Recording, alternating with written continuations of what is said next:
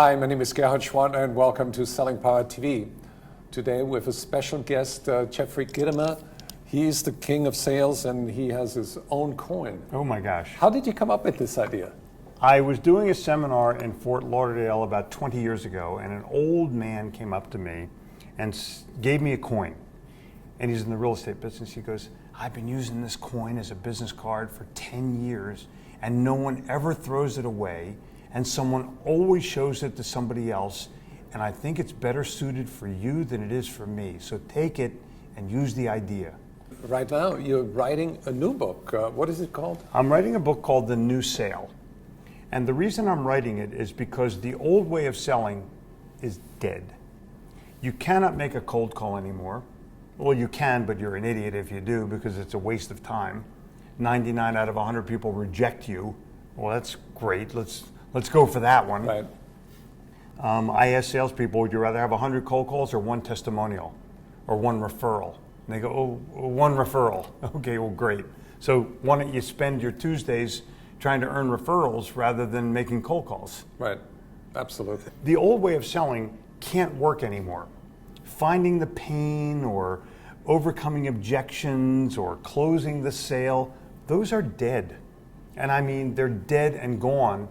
The only people that don't know it are the people that are still practicing that process.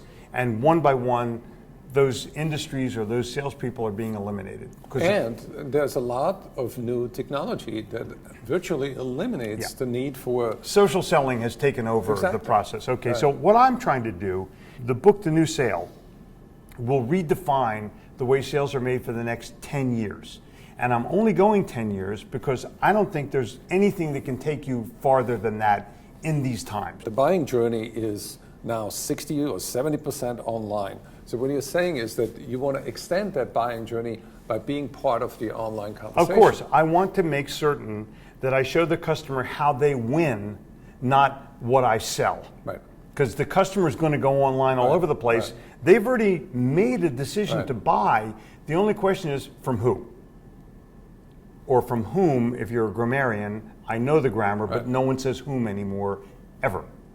So I want to make certain that the salesperson understands the customer's value proposition, not just your value proposition. What do they consider good enough for them to say, oh, regardless of price, I'm going to make a purchase? Because somebody buys a Mercedes as opposed to a Chevy. Right. And when they realize that there's a value to it, they'll buy it. But there's more than that. I don't want a satisfied customer anymore. I want a loyal customer.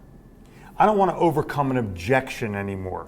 I want to create a value proposition where the customer understands how they win. Right.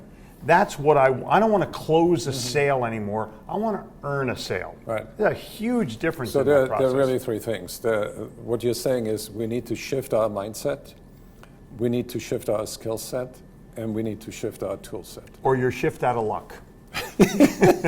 And I think you need to put it into that context because the salesperson doesn't really understand what's next. They may understand what's now. Right.